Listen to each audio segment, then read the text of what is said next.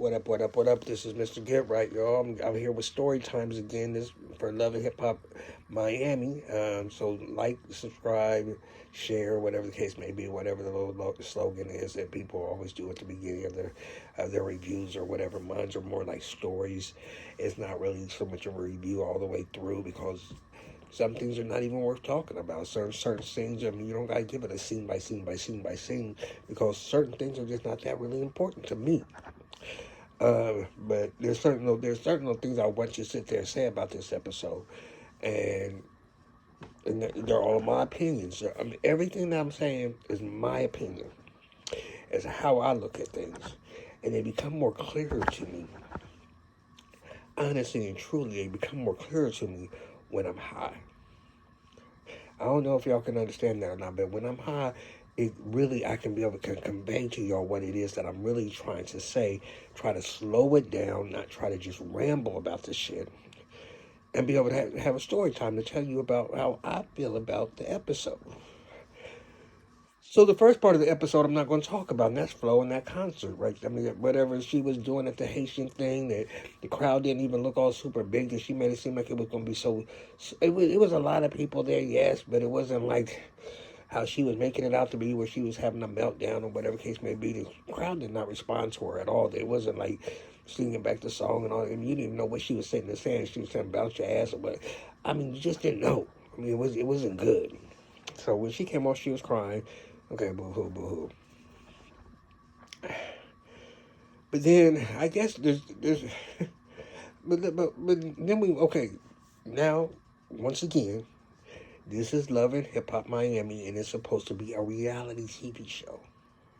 And certain things just don't make sense when it comes to this reality. So you know that these storylines are always just something that you're just trying to make up and bring into the situation. That brings me to the twins,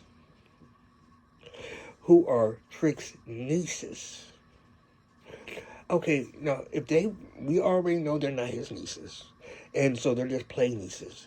But that also brings into the reality of what's really reality and what makes sense, because this show has now been on for 5 seasons. And this whole best friend that had held him down and all that that he's supposed to be so close to, we ain't never even heard of it. She just shows up to do a cooking, cook some food with him and says, I'm going to send my daughters down here and you're going to make them SARS. And that's what it is. Another Nicki Natural. I mean, now you just bringing people on just so that you can say that you're doing some. You don't have no. You ain't no mentor, really, really, to get somebody in the studio. Well, I mean, how are you just in there send them to the restaurant and have them work, nigga? If music is what they're here to do, teach them the business of music. Get them the connections that they need to have. Give them chances and opportunities if you have that whole connection in the whole situation. Don't be just. It's just so crazy. And Trina, who's supposed to be your girl that she's been around for years and years, even if we don't know who these motherfucking twins are, that bitch Trina should know who the fucking twins are. Yeah, Trina should know who the twins are. So I don't get what their storyline of coming on that to the twins. Now I'm not mad at the twins. They say shit.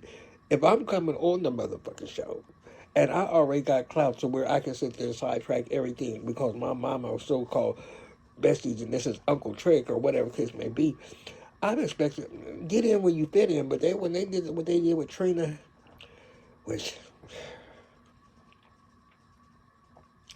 I want to be on Trina's side, I do. But for these last couple seasons or whatever, Trina has been so flip floppish to me. I don't like how she just acts like sometimes like, oh, I don't want to talk to nobody. I don't want to. I'm just so busy. I don't got time for this. I don't want to meet nobody. I don't want to. And I'll be like, bitch, you be doing your little Trina day that's near and dear to you, and you just smiling and down and down and down and down and down, and then you get your mother. Oh, this is just for family. I don't want to meet nobody, bitch. I don't get Trina for real. I mean, I don't get Trina. I don't. And then we got, this brings me to,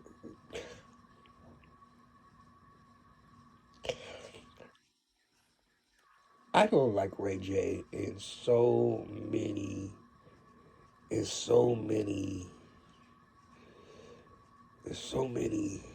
different ways. I don't like him on College Hill. I don't like him in anything that he does where he's a part of it. I don't like him because there's nothing manly about Ray J. And when Ray J first came on, he was supposed to be this player always having these parties with the hoes and all that stuff, but there's nothing manly about him. Nothing. So when he became friends with Safari, I said, yeah, those are two flunkies that are together. I can understand why him and Safari are friends, but then he's trying to be friends with Trick.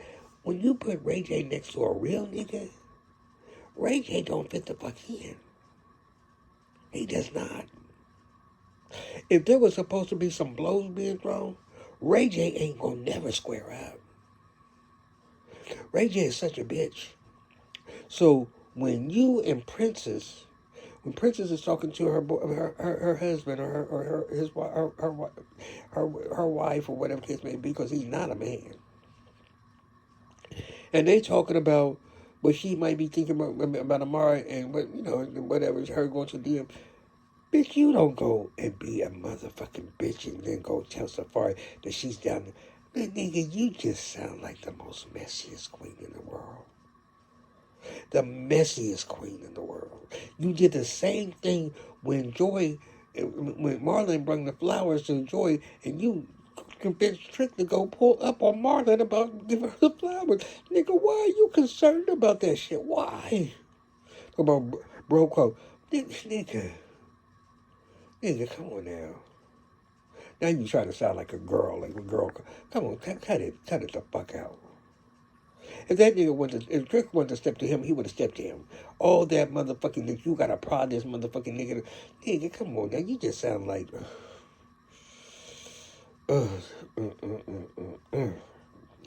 you just don't fit in. You just don't fit in. You're not a nigga for real, Ray J. You're not, and that's why I didn't like the fact that Amari and Safari being in the same room. And I'm over that bitch. I mean, Amari. I mean, first of all, I'm not gonna give Safari the breath of my breath of time because I'm. Oh God, he makes me sick. So I'm not going to give him none of my time in this review right now. But Mara, she's getting on my nerves too. But Suki, let's talk about Suki, y'all. I didn't like Suki when she first came on because I felt like she was too ratchet, she was too nasty or whatever. Um, I mean, okay, ratchet ghetto or whatever. I mean, I need that in my life. But I do need that in my life. I do. I do. I do. I do. But when I was sitting there saying that to myself, I'm telling you, I'm high right now. I'm just thinking about something in a message that I'm talking to somebody else and they said, huh? Or anyway. So back to the story with Suki. But I came to sit there and say, this is who she is. And I had a lot of respect for that bitch because she came on being nasty, grimy, saying whatever she want to say, do whatever she want to motherfucking goddamn do. And she's being resentment. They are receiving her. They are taking her in and saying, "Bitch, we fuck with you. I fuck with you. I fuck with you." I mean, even with her down storyline with her boy, I fucked with Suki because she made sure she was able to come back, and she comes back better and better and better each year. But this whole, I want to change my image. I mean, and I'm even with that. Cause y'all remember Mary J when she first came out with "Real Love." I'm talking about my real love. That was kind of where she was at. And even Queen Latifah, Unity, she did her little rapping thing, but they evolved, they changed, and that's cool. But Suki, you just can't go from being as ratchet as you are just recently, to sit there and expect people to believe it. But also embrace it because that's what made you who you are. But just show them when you're gonna be different, and you don't gotta cry about it, nothing like that, because you still, that's your image. Don't ever be ashamed about where you've been. Okay, and if people want to sit there and bring that up to you, then fuck them. But don't ever be ashamed of being who you are. So that was pretty much my story for there. It was not a very exciting episode. Um, Trina Day was Trina Day. Wasn't the fuck ever. You know, I felt like it was very fake. Um, I mean, Flo coming out to her mother. I guess. I mean, it is what it is.